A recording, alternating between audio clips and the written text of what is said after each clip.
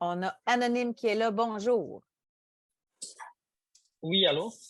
Monsieur Alexis, Oui, non, je reviens pour amener quelques points, là.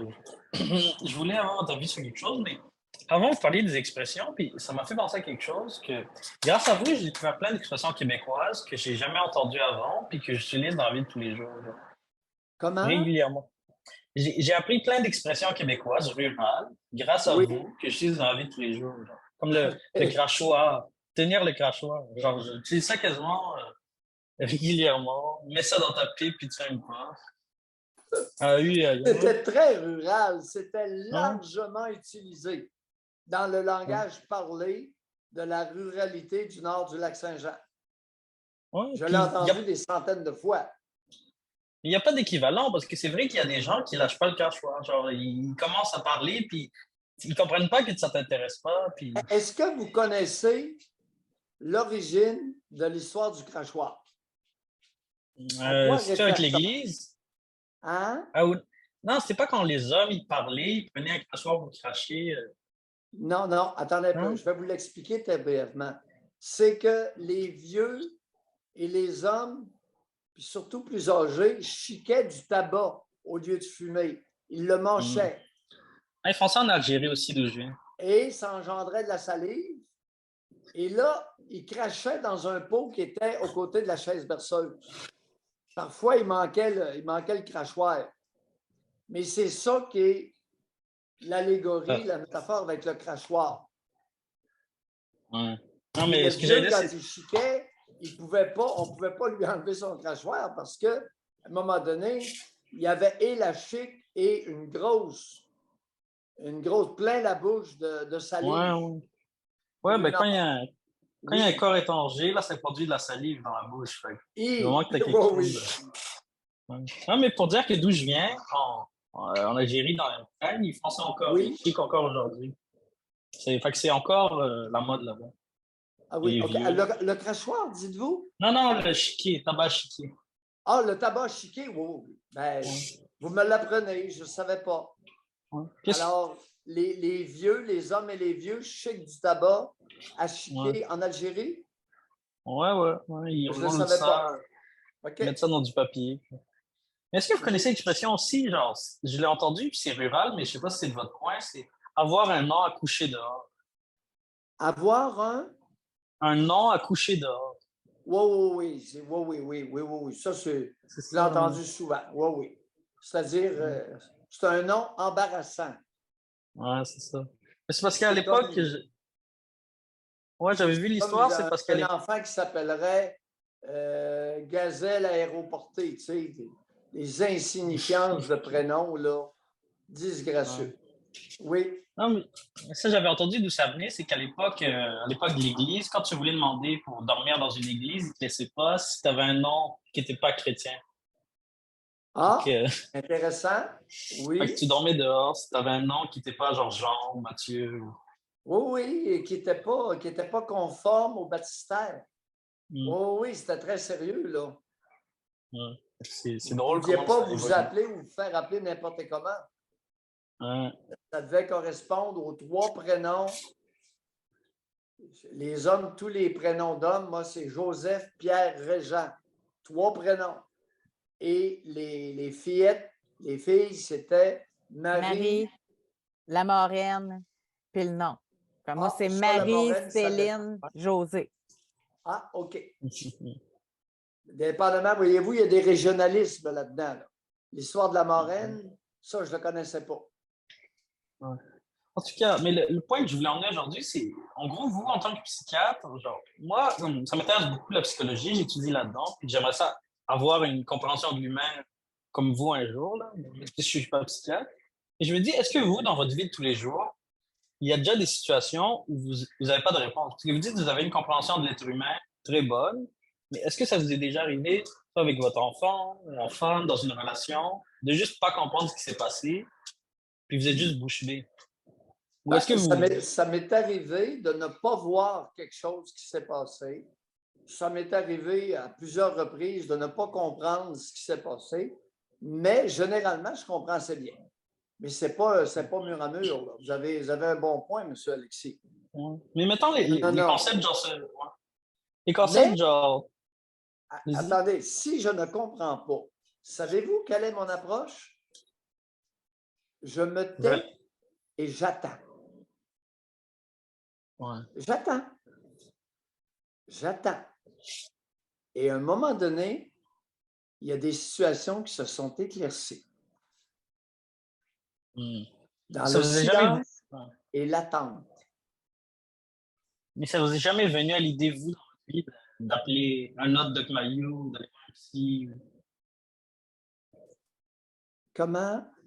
Vous avez jamais été dans une situation qui vous a bloqué au point où vous aviez envie de la d'un psychiatre, d'un psychologue? Attendez un peu, Est-ce j'ai que pas vous avez entendu. déjà vécu une situation où vous vous êtes dit, je devrais peut-être parler avec un psychiatre?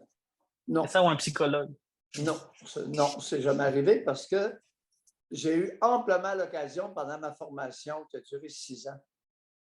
Alors, j'ai été bien accompagné par plusieurs formateurs, psychiatres, psychologues, psychanalystes. Puis avant d'être médecin, vous aviez pas des situations qui vous troublaient ou? Non, non, j'étais assez débrouillard. Ouais. Je suis issu d'un milieu d'individus débrouillards. Puis comme, est-ce que, je Alors, suis curieux, voyez-vous, l'idée, là, dans mon patelin, c'est qu'avant de demander à quelqu'un, on fait tout ce qu'on peut par soi-même.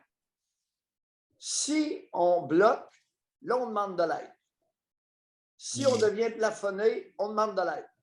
Mais on va avoir tout fait, on va avoir exploité au maximum ses ressources physiques, intellectuelles et émotionnelles avant de demander de l'aide. Ça, c'est le milieu où j'ai grandi. Puis Mes mettons parents, c'était comme ça.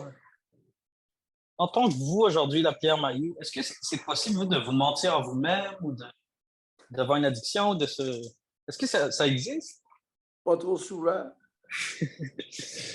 Mais il faut bien vous en rendre compte. C'est-tu comme un médecin qui a une maladie, il se rend compte qu'il a une maladie, il peut se diagnostiquer lui-même? Ça peut. Ça peut. Pas nécessairement, mais ça peut. Avec des rationalisations ou des. Vous pouvez les. Ouais, ben disons que ce n'est pas mon fort. Vous en seriez aperçu. Monsieur Alexis, vous êtes tellement observateur, vous et plusieurs. Si je commets un impair, vous allez appeler pour me le signaler. C'est correct. C'est correct. Ça va peut-être m'arriver à un moment donné, mais je n'ai pas de problème avec ça. Alors, c'est à moi de me surveiller d'abord, puis de faire preuve d'un bon niveau d'authenticité, d'honnêteté, de transparence. Puis après, bon, on verra. Ouais, mais c'est honnête comme démarche. Oui, pas pire pour ça. Je viens d'une aussi, famille où l'honnêteté, la probité était valorisée. Ouais. Puis aussi, je voulais revenir un peu sur moi. Vous m'aviez demandé la dernière fois, vous m'aviez posé des questions un peu, vous, en tant qu'Arabe. Qu'est-ce que vous pensez que votre femme ne soit pas québécoise ou quelque chose comme ça, là? Oui. Ouais. Mais ça m'a fait penser l'autre fois que, en gros, je sais que vous voulez la vie d'une personne maghrébine ou de quelqu'un qui est d'une autre culture, mais le fait est que, comment je l'expliquerai, c'est que si j'appelle à l'émission, c'est que j'ai fait un travail sur moi qui me différencie des autres maghrébins. Fait comme si vous voulez vraiment l'avis sur cette question-là d'un vrai maghrébin, je sais pas, il faudrait que vous alliez en chercher un à l'UQTR. Si je peux me permettre, je me souviens très bien de cet appel-là, puis c'était de vous dont il était question. Qu'est-ce que votre mère dirait si vous arriviez à la maison avec une Québécoise, par exemple, canadienne-française? Mais c'est sûr, mes parents, ouais, ils sont encore dans cette fermeture d'esprit, mais moi, c'est sûr, je suis différent. Monsieur Alexis, je vous considère comme un vrai Maghrébin. Un Maghrébin qui évolue. C'est ça, j'ai une ouverture d'esprit. Qui reconnaît l'accueil qu'on lui fait. Mais vous êtes pour moi un vrai Maghrébin. Ce n'est pas parce que vous êtes évolué que vous n'êtes plus un Maghrébin. Ah, je sais, mais sur ces questions-là, on dirait que je ne représente pas tous les Maghrébins. On dirait que je suis une minorité. Oui. Je suis d'accord. Votre opinion, ça, c'est autre chose. Mais fondamentalement, vous êtes un Maghrébin. Puis je le dis avec beaucoup de respect et grand privilège de vous accueillir. C'est ça, en gros, mon point, c'était juste ça que. C'est comme je me posais avant la question, pourquoi il n'y a pas des pères abuseurs qui appellent à l'émission?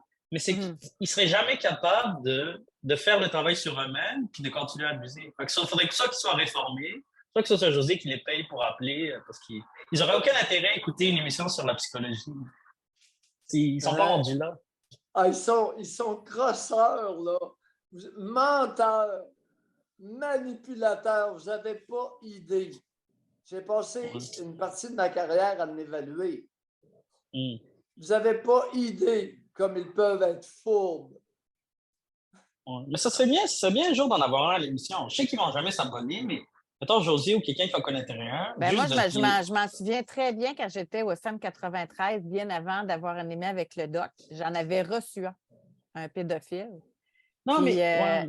puis ce que je regrette d'avoir fait, mais pour moi, c'était la première fois que j'avais l'occasion de parler avec un pédophile, fait que j'avais acquiescé à sa demande. Il avait fallu qu'on mette des toiles pour conserver l'anonymat du pédophile dans le studio. Puis moi, j'avais acquiescé à ça. Avec le recul, je me dis, j'aurais pas dû me plier à ces exigences. C'est un trou de cul, je n'ai pas besoin de le protéger. Mais c'est un monsieur qui était arrivé. Il ressemblait un peu au Doc Mayou, là, beaux cheveux blancs, un homme d'à peu près cet âge-là. Ça m'avait estomaqué. Tu sais, je m'attendais de voir arriver, là, un lettre, en tout cas. Bref, puis tout doux, tout fin, et qui regrettait donc. Fait tu sais, quand bien même qu'on en aurait un en ondes, là, jamais on va voir ce que le doc entend dans son bureau, là, tu sais, de façon publique, là. Mais je parle pas d'un pédophile, justement. Je parle d'un ce que les filles qui appellent leur père, genre quelqu'un qui fait la sieste avec sa fille, mais genre, qui n'a pas agressé, qui est juste genre. Je vous relance. Doc, vous allez vous en souvenir. Là, on commençait à animer ensemble. J'étais à Trois-Rivières dans les studios. C'était la première fois qu'on était là. Il y a un monsieur qui appelle. On parlait d'éducation sexuelle. Et le monsieur, il appelle. Ben là, il n'y a rien là. Moi, j'ai dit à ma fille, tu ne devrais pas faire ci, tu devrais faire ça, etc. Puis là, le doc l'avait ramassé, là. Puis le gars, il n'a jamais compris rien, là. Lui, dans sa tête, ce qu'il faisait, c'était bien d'éduquer sexuellement sa fille. Tu sais, fait qu'ils s'en rendent pas compte, ils se justifient. En tout cas, moi, c'est comme ça que je l'ai. Non, je suis d'accord. Je l'ai lu, là. Mais ça serait drôle d'en avoir un. Genre, si, mettons, on l'invitait, on dirait on va te payer pour venir, mais juste pour avoir son avis, ça serait tellement enrichissant de voir comment il se ment à lui-même. Non, on ne s'abaissera pas à ça. Mais par contre, s'il y en a qui veulent appeler. Mais c'est payant, fait qu'ils vont jamais payer pour un Patreon pour rappeler. Il y a des pédophiles riches, là. Non, mais dans le sens, ça ne les intéresse pas de comprendre l'être humain puis de s'améliorer. S'abonner à Patreon, ça ne coûte pas cher, là. Oui, mais. Le sujet de l'émission, on ne les parle pas. Attendez un peu, M. Alexis. Il faut bien comprendre la déviation sexuelle. Les déviants sexuels vont tout faire pour protéger et continuer d'être des déviants sexuels. Et ils vont aller loin. Bye, M. Alexis. À la prochaine. Attendez, je peux juste emmener un petit point, vite fait. Lequel? Sur un autre, là, juste, j'allais dire que, comme, oui, quand je parle de mon équipe et les deux appels des filles précédentes, je veux juste dire que, genre, on dirait quelque chose que j'ai remarqué entre ma culture et la culture québécoise, c'est qu'il y a des choses que, comme vous dites, les infirmières à l'hôpital disaient, t'es chanceux d'avoir ton père qui dort avec toi. Mais dans ma culture d'où je viens, on dirait que tous ces rapports-là sont mal vus. Fait, on dirait, je ne sais pas si parce qu'il y a déjà eu ça à l'avance, mais. Monsieur Alexis, j'ai. Ça n'aurait jamais été bien vu comme ça. D'Algérienne. On va faire attention. Ouais, mais on dirait que c'est plus mal vu qu'au Québec de dormir avec ça. Alexis, l'hypocrisie dans le Maghreb est minimalement aussi élevée qu'au Québec. Bye, Monsieur Alexis. Okay. Bye. Dans ma culture, c'est mal vu. Et maudit. Ouh! Je suis peut-être beaucoup plus polyethnique que j'en ai l'air. J'en ai tellement. J'ai reçu des personnes qui venaient de partout dans le monde. J'ai eu des formateurs qui venaient de Serbie, de partout. J'ai côtoyé beaucoup de monde. Alors, je sais beaucoup de choses. J'ai entendu beaucoup de choses.